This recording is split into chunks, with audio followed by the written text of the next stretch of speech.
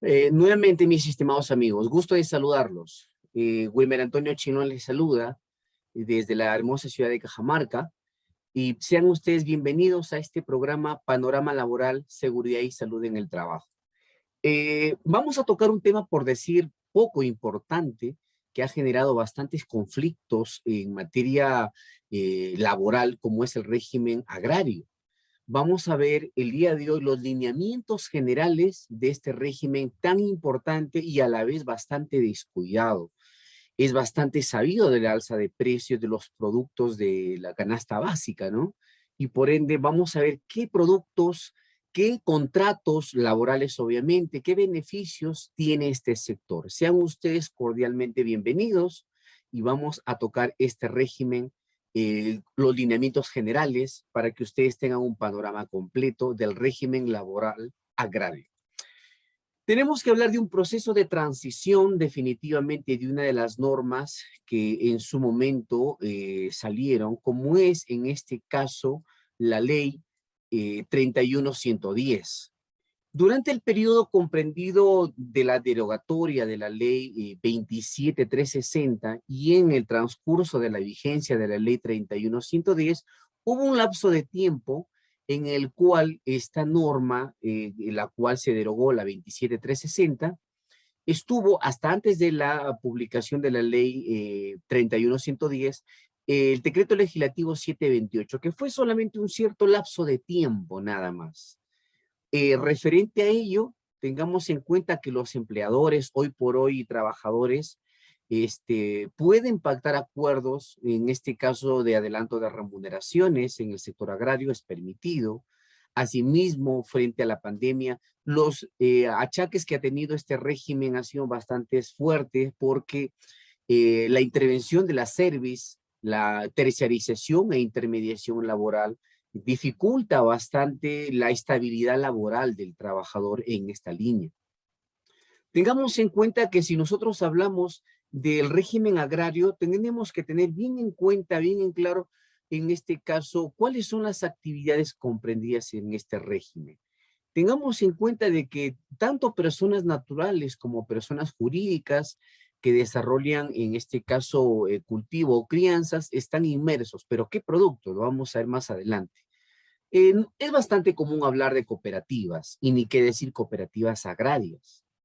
Tengamos en cuenta de que estas cooperativas agrarias se unen con el fin justamente de reunir un grupo de personas que van a dedicarse al cultivo o crianza de ciertos productos que están inmersos en el régimen agrario. Estas personas naturales o jurídicas que realicen actividades agroindustrial, siempre que utilicen productos agropecuarios, la norma aclara que tiene que ser exclusivamente fuera de la provincia de Lima y de la provincia constitucional del Callao. Es decir, en estas zonas no se podría considerar como actividades del régimen agrario. Los productores agrarios, aquellos organizados en asociaciones de productores, siempre y cuando cada asociado de manera individual supere cuanto menos 5 hectáreas de producción. Las actividades agroindustriales del cultivo de la palma aceitera y palmito son consideradas actividades dentro del sector agrario. Ahora, ¿quiénes están excluidos? ¿No? En este caso están excluidos de este régimen agrario las empresas que realizan actividades agroindustriales relacionadas con el trigo, tabaco, semillas oleaginosas, aceites y cerveza. ¿Qué otras actividades están excluidas del sector agrario? Asociaciones de productores, siempre y cuando obviamente cada asociado de manera individual no supere las 5 hectáreas de producción, y el personal de área administrativa o soporte técnico. Claro, eso es bastante común, ¿no? Tenemos una empresa del sector agropecuario, ¿no? Agrario, y en este caso la parte administrativa no se cataloga dentro del régimen agrario, sino las personas que están inmersas netamente en el proceso, en este caso de cultivo, crianza, en este caso de los productos del sector, de este sector agrario, más el personal administrativo, más el soporte técnico, más la parte administrativa, eso se catalogará dentro del régimen común. Pero nos han preguntado, oye, pero si es una empresa pequeñita, muy pequeña, y es una persona natural, ¿puede acogerse como microempresa o no se puede acoger como microempresa? ¿O es obligatorio que pague exclusivamente los beneficios del régimen agrario? Si realizan, si esta persona natural realiza actividades del régimen agrario, ¿no? Las personas, los trabajadores que laboren netamente en campo, esas personas entrarán al régimen agrario, laboral agrario. Ahí no hay vuelta que darle. Lo que está en tela de juicio son las personas, personal administrativo, personal técnico, que no está en el campo. Ellos podrían estar en el régimen MIPE laboral, en el REMIPE, sí podrían estar. No tendría ninguna restricción. ¿Por qué? Porque son empresas que sus ingresos, microempresas del sector agrario, que sus ingresos no superan en este caso las 150 UITs, por si acaso. No es que la norma diga exclusivamente régimen común o régimen general. ¿Estamos? Los trabajadores, entonces, personas naturales o jurídicas que se encuentren en dichos supuestos, se encontrarán en este caso en el decreto legislativo 728, salvo que sea inscrito en el REMIP. Los derechos laborales, que eso es bastante común preguntar, ¿no? ¿Cuáles son los derechos laborales en este caso del sector agrario? El empleador deberá pagar todos los derechos laborales contemplados en el 728, ¿no? Asimismo, especificar el tipo de contrato. Vamos a ver cuál es el contrato más común. Un contrato agrario no lo vas a encontrar dentro del 728. Existen contratos por inicio de actividad, contratos en este caso por servicio, por obra, distintas modalidades contractuales, ¿no? Pero en este caso, en el sector agrario, tengamos en cuenta lo establecido en la ley 31110 y vamos a ver cuáles son los beneficios justamente que tiene en este caso dicho trabajador. ¿Qué sucede si yo estoy en el sector agrario, pero no lo acojo al trabajador tanto en el registro, tanto en el tema contractual, en el régimen agrario? Pues automáticamente ahí sí aplica la presunción del régimen común, ¿no? Y eso hay que tener en cuenta. Y una vez que ya se establece que esta persona o esta persona están en el régimen común, pues no podrán pasar ya al régimen agrario. Tendrán todos los beneficios que esta ley de la 728 y obviamente van a tener más beneficios, ¿no? Los beneficios del sector agrario son bastante reducidos y vamos a ver justamente cuáles son los principales. ¿Qué tipo de contrato? Como te hacía mención, ¿no? El tipo de contrato no es que haya un contrato del sector agrario, un contrato agrario, no lo vas a encontrar. Porque vas a aplicar los contratos tanto indeterminados o determinados, ¿no? Como los que establece el decreto legislativo 728. Los contratos intermitentes, los contratos en este caso por obra o servicio específico, por inicio de actividad, son los más comunes, ¿no? Pero existe dentro del contrato una preferencia, esto sí lo tiene exclusivamente el sector agropecuario, agrario, que se le llama la preferencia en la contratación. ¿A qué se refiere con la preferencia en la contratación? ¿Qué indica la norma en relación a esto? Como bien sabemos, los productos agropecuarios tienen temporadas, ¿no? No existe pues, cosecha todo el año de un producto, hay ciertas temporadas. Los trabajadores con contrato intermitente de temporada o similares, contratados por un mismo empleador, 2 veces consecutivas o no consecutivas, tienen preferencia a ser contratados en las siguientes temporadas, ¿no? Eso es el derecho de preferencia en la contratación. Y la pregunta es, ¿el empleador tiene que hacer de conocimiento al trabajador sobre esa preferencia de contratación? Efectivamente. Los trabajadores son contratados con contratos estacionales o de temporadas que laboren para varios empleadores cubriendo un año completo en empresas vinculadas, ganan el derecho preferente para ser contratados por las mismas empresas en las siguientes temporadas. Acá habla básicamente de empresas que son del mismo grupo económico, solamente que evidentemente están en distintos bloques. Y estas empresas, si cuanto menos en estas empresas que forman un grupo económico, superas el año completo en este caso de trabajo, también tendrás la preferencia en la contratación. Aquellos trabajadores contratados por lo menos 2 temporadas en un mismo año por empresas de cultivos diversos, cuya estacionalidad, cobertura todo el año, tendrán también preferencia de contratación en las siguientes temporadas. Estas reglas de juego son muy importantes porque el empleador es quien tiene que hacer reconocimiento al trabajador, ¿no? Y antes de contratar a nuevos, en este caso colaboradores, trabajadores, deberá dar el derecho de la preferencia en la contratación. Finalmente, aquellos trabajadores dentro de un periodo de un año superen 2 meses de contratación a plazo fijo, tendrán derecho a ser contratados también preferentemente cada vez que el empleador contrata trabajadores en la misma línea de cultivo. Entonces, estas reglas de contratación en el sector agropecuario es muy importante tener en cuenta. Cada vez que existe una cierta temporada, revisar estas reglas de contratación antes de hacer o convocar de contratación a nuevos trabajadores.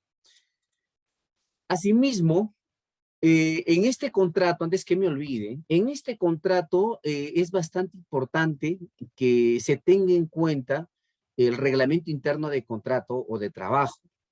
Todo contrato, indistintamente al sector, y el sector agropecuario no es ajeno, es importante que establezca el famoso reglamento interno de trabajo. Tengamos en cuenta de que se tiene que presentar al Ministerio de Trabajo dicho reglamento. Es bastante recurrente en este régimen discriminar bastante al sector femenino, a las mujeres.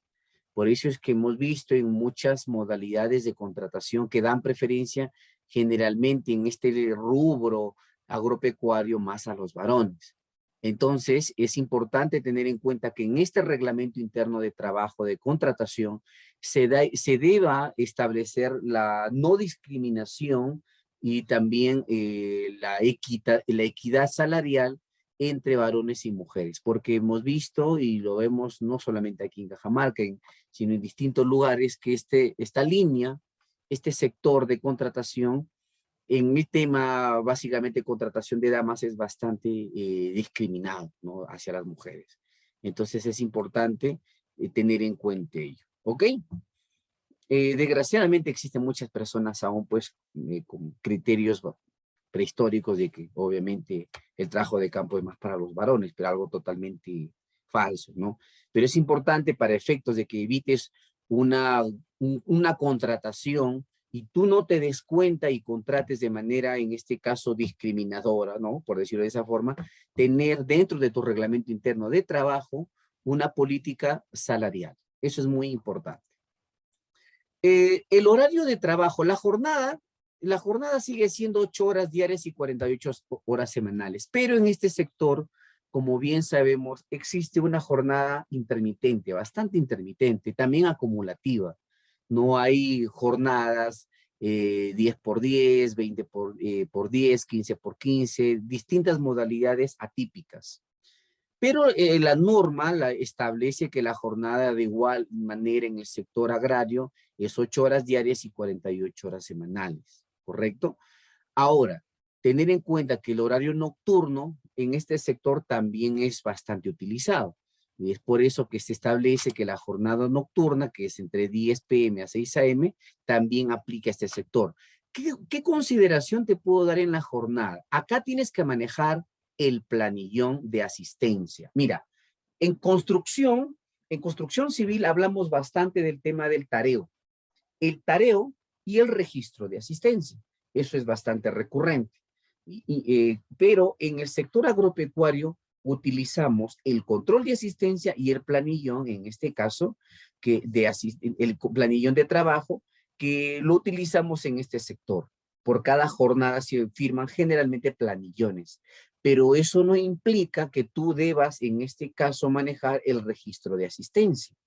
Como tú sabrás, es una infracción grave establecida en la ley 28806, la ley general de inspección de trabajo, el no tener un registro de asistencia.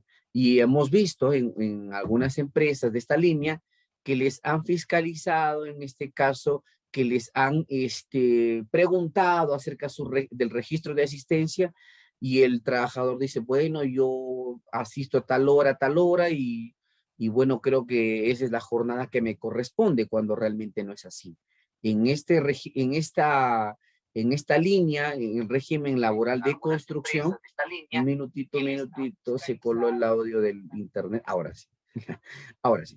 Entonces, en esta línea, como les comentaba, es muy importante tener en cuenta, colegas, que este sector bastante delicado, el tema de horas extras, el tema de la jornada tiene que manejarse con el control de asistencia y con el planillón de trabajo que manejamos generalmente en este sector. ¿Qué más te puedo comentar en en el sector agropecuario o agrario? Que también existe obviamente el sobrecargo de las horas extras, es decir, para las dos primeras al 25% sobre la remuneración obviamente bruta y el 35% en adelante para las siguientes horas. Ahora, ¿qué sucede? Tú puedes compensar con el trabajador agrario el trabajo en horas extras, sí, en sobretiempo, sí puedes tú con periodos de descanso. Tú puedes en este caso llegar también a un acuerdo, ¿no? Ahora, falta de acuerdo, obviamente tendrás que pagar las tasas establecidas por ley. ¿Qué te puedo recomendar acá? Dos registros. No te olvides, en el sector agrario, tu control de asistencia y tu planillón, en este caso, de trabajo, que es importante que lo manejes. Eso es muy importante acá. ¿Ok? Asimismo, ¿cómo es el tema de la remuneración diaria? Como bien sabemos, este régimen bastante tocado, ¿no? Bastante entraron, es más, en paro de labores, este sector. La remuneración diaria está contemplado por la siguiente estructura. Equivale a la suma de la remuneración, en este caso bruta, más la gratificación más y la CTS, dividido entre 30. La CTS ya tenemos un porcentaje establecido en este régimen, equivale al 9.72 de la remuneración básica, y las gratificaciones el 16.66% de la remuneración básica. Ahora, la remuneración básica en el sector agrario no puede ser inferior a la remuneración mínima vital. Eso también hay que tenerlo bastante en cuenta. Pero, ¿qué podemos aclarar de este punto? ¿Qué podemos hacer mención de este punto? Mira, ve, en esta línea de la remuneración diaria, como bien sabemos, en este sector se paga no necesariamente de manera mensual, se paga quincenal, semanal, dependiendo de las cuadrillas, dependiendo cuántas personas yo tengo por cada punto de trabajo. Es por ello que es importante que cuando armes tu planilla, ¿no? Calcules ya de manera prorrateada los beneficios que le corresponde al trabajador correspondiente a la CTS y a la gratificación.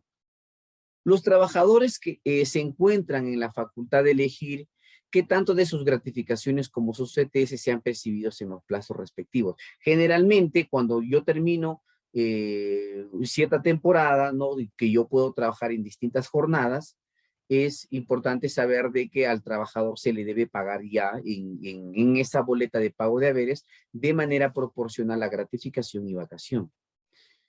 Tengamos en cuenta que legalmente establecidos para los trabajadores del régimen en general de la actividad privada, si el trabajador no manifiesta tal voluntad, se presume su conformidad de que los conceptos en mención se incluyen en la remuneración diaria. Lo que pasa que en el contrato, cuando tú elaboras un contrato en el sector agrario, tienes que especificar esta remuneración diaria. Eso es muy importante. O sea, no solamente decir el trabajador percibirá un sueldo de 1,200. No, tienes que desagregar la remuneración diaria. Percibirá un sueldo mensual de 1,200 y una remuneración diaria equivalente a, y tienes que desglosarlo.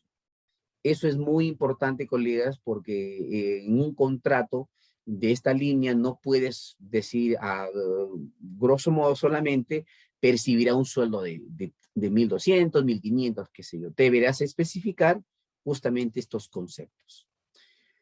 La famosa beta, que estoy seguro que han escuchado la mayoría. ¿Cuándo pago beta? ¿Cuándo no pago beta? La bonificación especial por trabajo agrario. Esto es equivalente al 30% de la remuneración mínima vital. Ojo, remuneración mínima vital. Y recordemos que en el sector agrario, en este caso, el trabajador no podrá percibir a una remuneración mínima vital a menos de la remuneración mínima vital. Esta bonificación no tiene carácter remunerativo, por lo que no ingresa al cálculo de beneficios sociales. Eso tengámoslo en cuenta. Puede pagarse mensualmente o en proporciones diarias en función al número de días laborados. Hay un procedimiento, obviamente, para hacer el cálculo de esta bonificación especial por trabajo agrario. La asignación familiar. Nos han preguntado bastante también, oye, ¿y el régimen agrario paga asignación familiar? Sí, efectivamente, ¿no? El sector agropecuario paga asignación familiar, los trabajadores del sector agrario tienen este derecho, que es tanto como en el régimen común, que es el 10% de la RMV. Y como va a aumentar, o ya aumentó a partir de este mes que se viene, mayo, evidentemente esta asignación familiar también vas a tener que aumentar. ¿Ok? Esta asignación familiar, en este caso, es a solicitud del trabajador.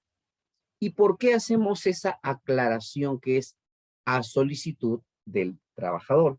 Es que es el trabajador quien tiene que, mediante un escrito, un correo, comunicar al trabajador, al empleador, perdón, de que tiene hijos menores de 18 o mayores de 18 estudiando, no mayores de 25, para que tengan derecho a la asignación familiar, ¿no? Tengamos en cuenta esta aclaración porque en muchos casos, muchos trabajadores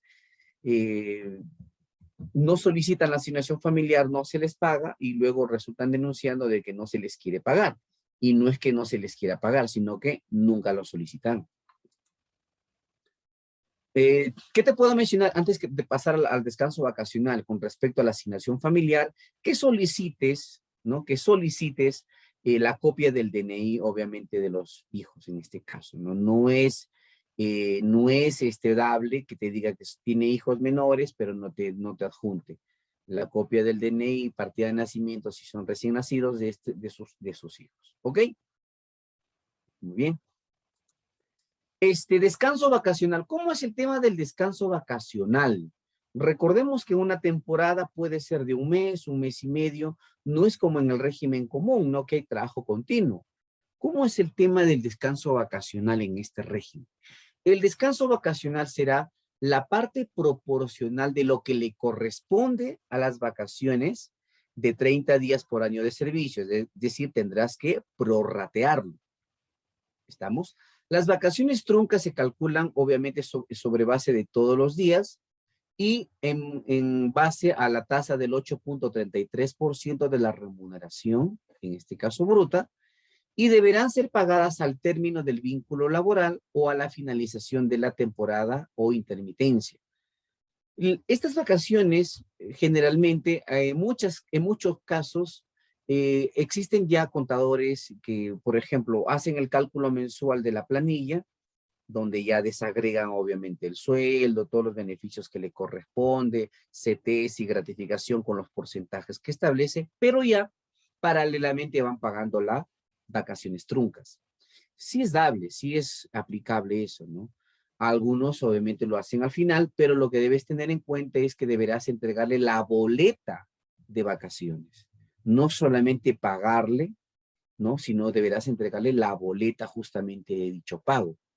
¿Estamos? Entonces, repito, reitero, no solamente en este caso entregarle el dinero en efectivo o pagarle, sino en este caso entregarle su boleta. Y ya que hablamos de pago, ¿no? Y ya que hablamos de pago, en este régimen es bastante recurrente pagar en efectivo, no pagar a través de los medios, en este caso digitales, como es la bancarización a través de giros, cheque, depósito en cuenta. ¿Cómo es el tratamiento? Porque en este régimen es bastante recurrente que trabaje 10 días y se le pague esos 10 días. 11 días, esta cuadrilla trabaja 11 días y se le pague por los 11 días, ¿no? Y ya si cumple el mes, se le pagará de manera mensual. Pero ¿qué sucede? Que cuando están trabajando en campo, difícilmente, pues en zonas aledañas vas a encontrar un banco para que estas personas aperturen una cuenta, ¿no? Y en muchos casos A veces el trabajador hasta recurre y te dice, oye, mira, deposita la cuenta de mi esposa, o el trabajador, la trabajadora viceversa, ¿no? Deposita la cuenta del esposo. ¿Eso es dable? No, eso no es dable. Lo correcto es que se le deposita la cuenta del trabajador. Pero el decreto legislativo, obviamente, 1499, ¿no? Ese decreto hay que tenerlo bastante en cuenta, mi estimado amigo, mis estimados amigos. Porque en uno de sus artículos, básicamente el artículo 20, 20.1, si mal no recuerdo, establece o da ciertas consideraciones, ciertos alcances en materia del pago del sueldo, de beneficios sociales, en este caso del trabajador, que no tiene, en este caso, una cuenta. ¿Se puede pagar en efectivo? Sí, pero por lo menos deberá haber una declaración jurada de pago, que no es un documento obviamente establecido en la ley de bancarización, yo lo sé, o sea, no lo vas a encontrar. Pero lo que la norma establece, el decreto legislativo 1499, en el artículo que te hago mención, establece que en caso no se pague a través de los medios bancarizados, se desconocerá el pago justamente. Pero, salvo caso contrario, dice la norma, es decir, que tú demuestres que no hay pues un agente, no hay pues un banco, entonces deberás utilizar algún otro documento para poder pagar. ¿Estamos? Y deberá firmar evidentemente el trabajador. ¿Ok? Muy bien. Seguimos. Asimismo, la indemnización por despido arbitrario. ¿Qué sucede si tú, bueno, ya vimos las reglas de contratación, el derecho preferente, no te olvides de revisar porque es muy habitual en este sector. Construcción no lo tiene, minería no lo tiene, régimen MIPE no lo tiene, pesca no lo tiene, y puedo seguir enumerando, pero el sector agrario sí. La contratación preferente es un tema muy importante que hay que tener en cuenta en este sector, en el sector agrario. Es por eso que el empleador deberá comunicar a los trabajadores un circular, un comunicado, ¿no? A los trabajadores que han venido trabajando en temporadas pasadas para, en este caso, el derecho preferente de contratación. A falta de respuesta de ellos, procedes con la nueva contratación de trabajadores. Porque en el caso de que ya empezó la temporada o mitad de temporada, un grupo de trabajadores te dice, oiga, pero es que yo me he asesorado y me han dicho de que usted debería haberme llamado y debería haberme contratado. Es el empleador quien deberá demostrar y decir, mira, se te comunicó, se te avisó con tal persona, se te dio una carta al encargado de tu distrito, de tu zona, qué sé yo, para que se te comunique. ¿Estamos? Con respecto al despido arbitrario, aplica tanto como en el régimen común, en el sector agrario. Es igual, porque tiene que haber una causa justa del despido. Las causas del despido se están relacionadas a la conducta del trabajador y a la capacidad del trabajador. Cuando hablamos de la conducta del trabajador, está relacionado obviamente a sus actitudes, a sus actos. Faltar a la empresa, en este caso, falta grave hacia sus compañeros, hacia los equipos de la empresa, malograr en este caso también herramientas, qué sé yo. Todo relacionado a la conducta del trabajador. Lo que está relacionado a la capacidad del trabajador es la baja productividad. Entonces la pregunta es, oye, ¿yo puedo sacar a un trabajador por baja productividad? Sí, efectivamente. Si tú asignas cierta productividad a un trabajador del sector agrario y no lo cumple, sí puedes en este caso despedirlo. ¿Por qué? Porque la norma lo establece. Que tú puedes, en este caso, despedir a una persona por, en este caso, incumplimiento de metas, que eso le llamamos con obviamente la capacidad del trabajador. ¿Y qué sucede si se determina que ha sido un despido pues arbitrario? Le corresponde una indemnización, cuanto menos de 45 remuneraciones diarias por cada año completo de servicios. O sea, si hay indemnización. ¿Ok? Asimismo, la participación de utilidades, como es sabido ya durante los últimos 2 meses atrás, se ha venido pagando utilidades. Es por eso que los trabajadores del sector agrario participan de las utilidades, mediante distribución de esta con las siguientes porcentajes. Para el año 2021 hasta el año 2023, la tasa de participación de utilidades era del 5%. Para el año 2024 al 2026, 7.5%, y a partir del 2027 una tasa aparentemente fija ya del 10%. Eso hay que tener en cuenta, ¿ok? ¿Qué recomendaciones te puedo dar? Tienes que en este caso entregarle su boleta de utilidades, de pago de utilidades. Eso es evidente y cómo es que le has calculado, ¿no? Eso es muy importante. La intermediación y terciarización. Esto es un cuello de botella muy grande en el tema del sector agrario. La intermediación y terciarización. Unos, obviamente, dicen que es válido, es una manera de contratación válida, otros que es una forma de explotación. Bueno, expliquemos lo que establece la norma. Tratándose de actividades principales, los empleadores se encuentran prohibidos de recurrir a la intermediación laboral o terciarización de servicios. Pero diferenciemos una de otra, ¿no les parece? ¿Qué es la intermediación laboral y qué es la terciarización laboral? Estoy seguro que han escuchado hablar de las famosas service, ¿verdad? Las famosas service, o las services que le dicen algunos. En este caso, como intermediación laboral, más conocido como el destaque de personal, ¿no? En la cual una empresa intermediadora cede mano de obra para ciertos trabajos específicos que necesita la principal. Mientras que en la terciarización, aparte de mano de obra, se da el tema de equipos, herramientas, parte de una planta, es decir, no solamente la mano de obra, sino parte del proceso productivo se terciariza. Pero en este caso, para hablar de terciarización, tenemos que ver las reglas de la terciarización, si es que efectivamente cumple para efecto de terciarizar esa actividad o no. Entonces, lo que la norma establece que los empleadores se encuentran prohibidos de recurrir a mecanismos de intermediación laboral y terciarización de servicios que impliquen una simple cesión de personal. No, porque hay que analizar, como te comentaba, las características de esta intermediación o terciarización. Los empleadores deben contratar directamente a los trabajadores que realicen actividad agraria. Se exceptúan los supuestos de ocasionalidad de suplencia previstos en la ley 27.626, ley que regula las actividades especiales de servicios, es decir, las service y cooperativas de trabajadores, y la contratación de actividades especializadas. En la terciarización existen las famosas actividades especializadas efectivamente, pero para que sea una actividad especializada está contemplada en la ley 27.626. Tú no puedes especificar y decir, esta es una actividad especializada, siempre y cuando no esté establecido en la ley. Eso es importante tener en cuenta. Las condiciones especiales de trabajo. Los empleadores están obligados a garantizar las condiciones de trabajo, que esto es lo más fiscalizable por SUNAFIL, ¿no? Se da la paciencia, es más, hasta de utilizar drones para hacer un recorrido de los sembríos, de los procesos de cultivo, de crianza, para efecto de revisar cuántas personas están laborando efectivamente. Entonces, los empleadores están más que obligados a garantizar las condiciones de trabajo, que sean condiciones salubres, dignas, seguras, obviamente.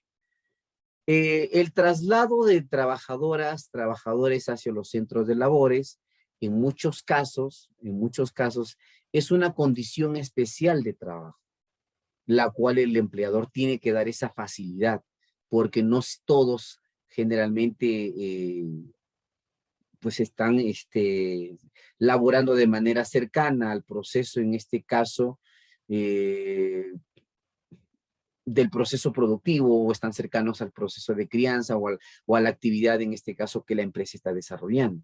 La alimentación también es una condición especial de trabajo.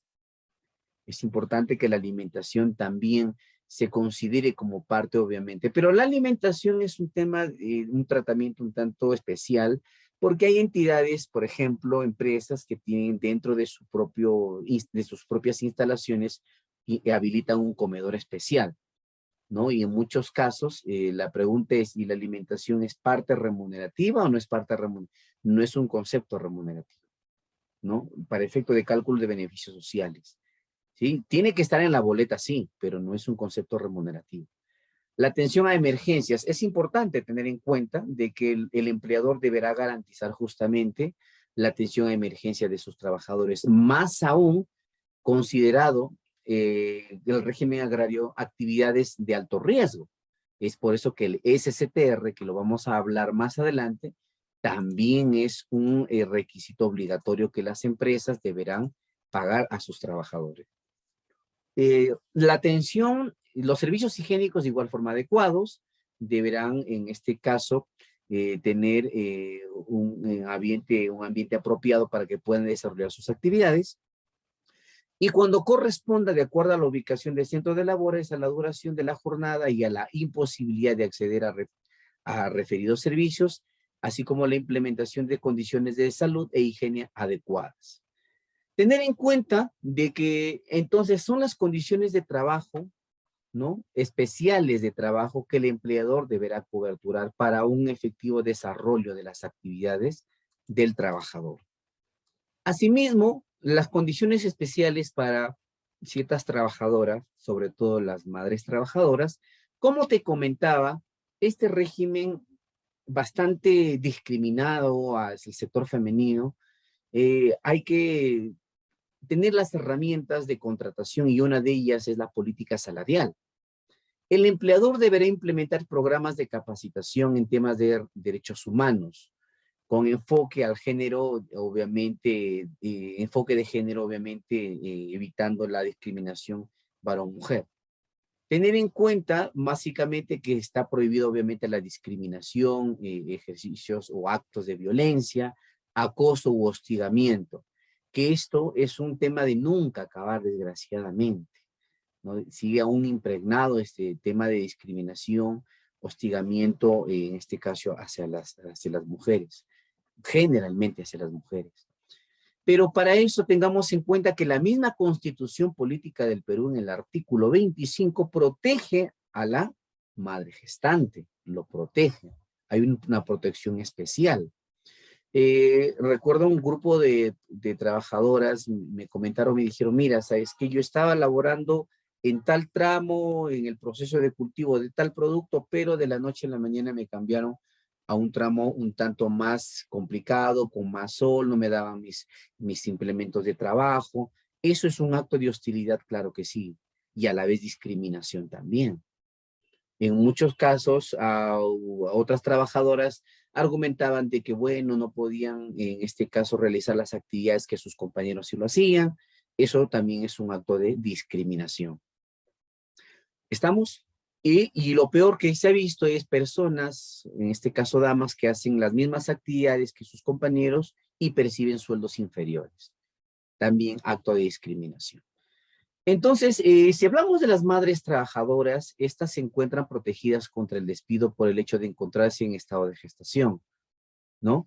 El empleador debe proveer de lactarios en el centro de trabajo. Más adelante vamos a ver si hablamos en un curso completo de lo que es la implementación de un lactario.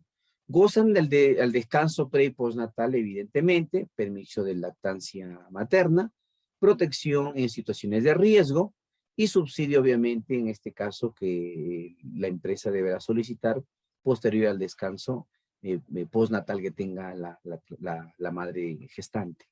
Entonces, ¿qué podemos resumir de esta diapositiva? Que evidentemente hay una protección especial hacia ellas, ¿no? Y en este caso, pero, oye, Wilmer, pero es que está gestando y no va a poder levantar peso, no va a estar mucho tiempo en el sol, por las actividades que hay mucho trajín, tiene que subir ciertas cuestas, pendientes, qué sé yo. Entonces, si es que las actividades pueden o podrían afectar el desarrollo del embrión o feto, el empleador está obligado a rotar a esa persona, a rotarla en el puesto de trabajo, en alguna actividad que no implique, en este caso, justamente el desarrollo normal de, en este caso, el feto, o el embrión o feto, en este caso de esta dama. Eso es básico, ¿no? Eso es básico, eso es muy importante que se sepa, que las trabajadoras sepan que tienen ese beneficio como tal. Tener en cuenta que hay derechos colectivos. ¿Tienen derecho a formar sindicatos? Claro que sí. Tienen derecho a la negociación colectiva. ¿no? Asimismo, obviamente, al afrontar los trabajadores agrarios gran parte de explotación, sobre todo en jornadas muy extensas, tienen derecho, obviamente, a formar sus sindicatos y, obviamente, reclamar los derechos que le corresponden según ley. Es una infracción muy grave que los empleadores obstaculicen, coaccionen o impidan el derecho de la sindicalización. No, como tú estás formando el sindicato, ya la próxima vez no te contrato. Eso no es dable, eso es una infracción muy grave, que de probarse eso, obviamente sancionan a la empresa. Entonces, es importante que saber que un trabajador del sector agrario tiene el derecho a la huelga, tiene el derecho a la negociación colectiva, pero para ello, evidentemente, debe conocer sus beneficios. Para ello, evidentemente, tiene que saber de que existe, debe tener un contrato apropiado. Ahora, el tema de la seguridad social en el régimen agrario. Esto cambió, evidentemente, cambió a raíz justamente de lo que habíamos comentado, ese proceso de transición a la ley 31.110. Los trabajadores del sector agrario y sus derechohabientes son asegurados en el e-salud. No hay SIS, esto es e-salud. El aporte mensual al Seguro Social de Salud está a cargo, obviamente, del empleador conforme a las siguientes condiciones. Para empresas que en el año fiscal previo hubieran declarado 100 o más trabajadores y ventas mayores a 1.700 UITs, aplican las tasas, las siguientes tasas sobre la remuneración bruta o básica. Para el año 2021 y el año 2022 la tasa será del 7%, para el año 2023 y 2024 el 8% y del año 2025 en adelante el 9%. Acá hay una pequeña reducción o beneficio de aporte del 2%, que generalmente se paga el 9% en el de salud, pero eso no menoscaba la atención médica. O sea, yo aporto el 7% a la salud, por ende tengo menos cobertura. No, la cobertura es la misma, solamente que el Estado está subsidiando, evidentemente, la diferencia, ¿no? Ahora, para empresas que en el año anterior hubieran declarado menos, ¿no? Menos de 100 trabajadores o ventas, en este caso menores también, a 1.700 UITs, la tasa será la siguiente. Para el año 2021 y hasta el año 2027 el 6% y del año 2028 en adelante el 9%. ¿Cuáles son las tasas vigentes entonces? 7% y 6%, dependiendo el nivel de ingresos de la empresa y la tasa que deberá pagar. Dentro de la seguridad social, pues como bien sabemos, los trabajadores agrarios que a la fecha de su contratación estuvieran afiliados al SIS, no perderán su cobertura en esta última durante el periodo de carencia de la salud. Podrán recobrar su modo automático de afiliación al SIS en la oportunidad en que su contrato obviamente culmine, porque como bien sabemos, después de la último aporte, el trabajador aún puede atenderse hasta 3 periodos consecutivos. Posterior a ello, si es que no hubiese continuidad de pago, obviamente se suspende la atención médica en el de salud, pero deberá automáticamente pasar al SIS. Pero esto de pasar automáticamente no es tan cierto. Es el empleador o es el mismo trabajador que deberá solicitar justamente la afiliación automática al SIS porque ya no está aportando a la salud, ¿no? Eso es muy importante tener en cuenta. El SSTR, en el régimen agrario se tiene que pagar SSTR evidentemente. Las actividades desarrolladas en el sector agrario, agroindustrial, que constituyen labores de alto riesgo son cubiertas por el SSTR. En ese sentido, las brokers, las entidades, las empresas aseguradoras ya establecen las tasas, ¿no? El SSTR en este caso otorgará cobertura adicional a labores que realizan los trabajadores en este régimen y en este caso el Ministerio de la Salud a través del Decreto Supremo 00398 Salud determina las actividades de alto riesgo, ¿no? Ellos son los que determinan de manera puntual cuáles son las actividades de alto riesgo. ¿Ok? Muy bien. La seguridad y salud en el trabajo. el trabajador agrario tiene derecho a la protección de su vida y al desarrollo de su actividad laboral. Para ello, en amparo de la ley 29783, la ley de seguridad y salud en el trabajo, la empresa del sector agrario deberá tener un comité en seguridad y salud en el trabajo si es que tiene más de 20 trabajadores y deberá tener un supervisor en seguridad y salud en el trabajo si es que tiene menos de 20 trabajadores. Pero en ambos casos, sea mayor de 20 o menor de 20 trabajadores, deberá haber un responsable en materia de seguridad y salud en el trabajo.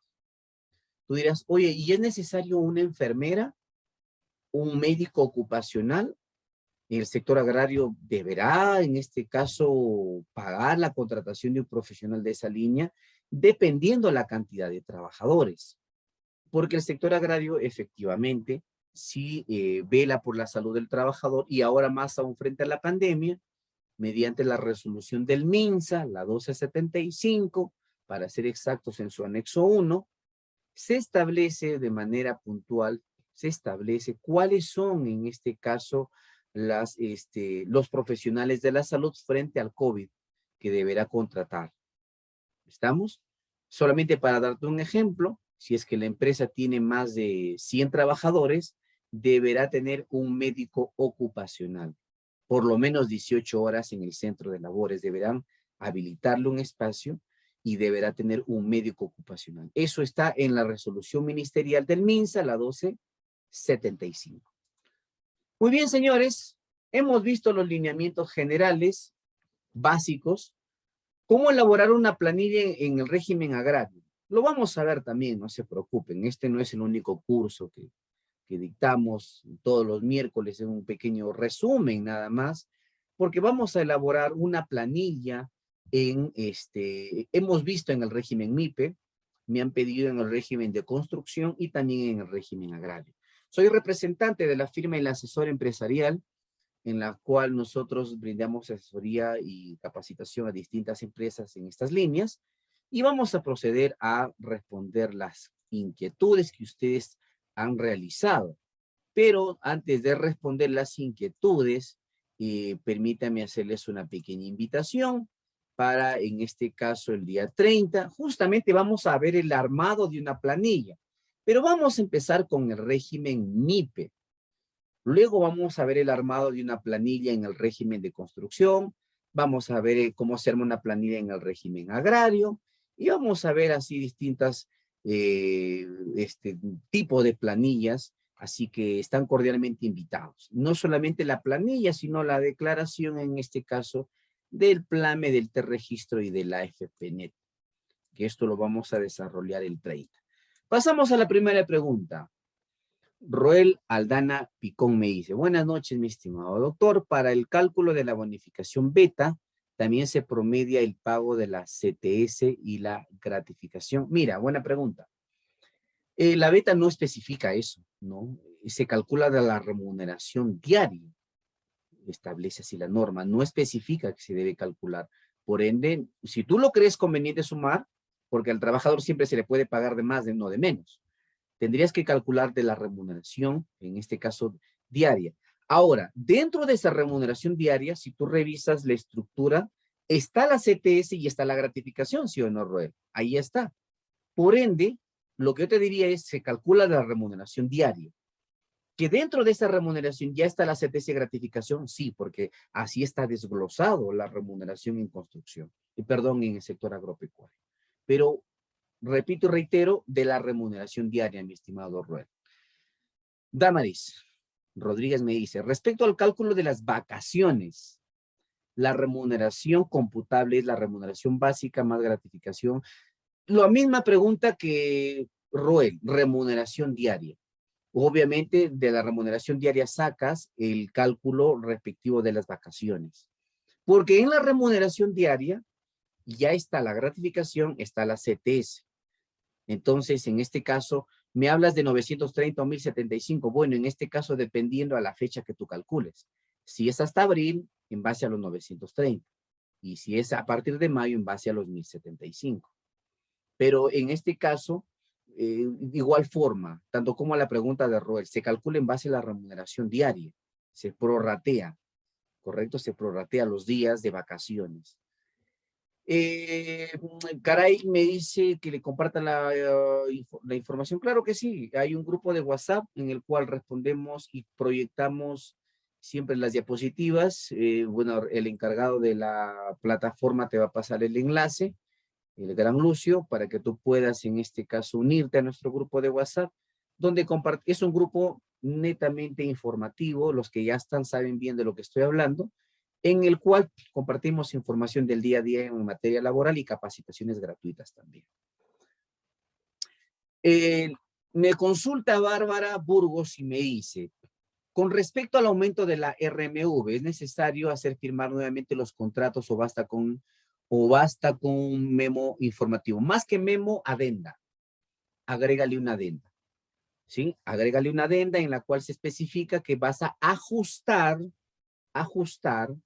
en este caso, la remuneración mínima del sector, en este caso agrario, ¿no? Con la remuneración mínima vital. Vas a proceder a ajustar. Una adenda, más que nuevo contrato. El contrato no se toca. Lo que puedes hacer es una adenda.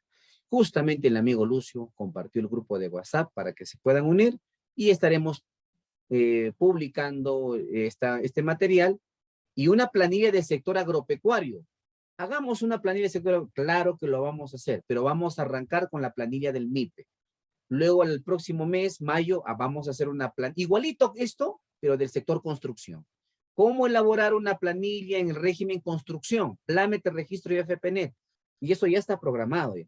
Del MIPE vamos a pasar a construcción, de construcción a minería o agrario, una de esas dos. Y durante este año, Dios mediante, vamos a seguir con los cursos para ustedes. Muchísimas gracias por las preguntas. Que Dios me los bendiga.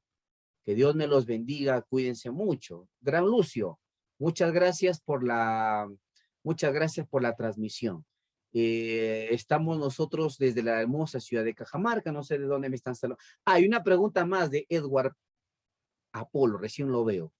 Edward me dice, respecto a la remuneración beta, si el trabajador labora menos de 30 días, ¿la remuneración beta se prorratea por los días trabajados? ¿O es como la asignación familiar, se paga el íntegro? Muy buena pregunta, Edward. Ahí sí se prorratea, mi estimado amigo. Se prorratea. Si tienes que prorratear efectivamente. No le puedes pagar el íntegro porque obviamente no ha tenido jornada completa, ¿no? Gracias por tu pregunta, Edward. No podíamos pasarlo por alto. Muchas gracias, Daisy Morales, gracias a todos, gracias por estar en este pequeño conversatorio. Lucio, muchas gracias, hermano. Nos vemos la próxima semana y de ahí en el curso.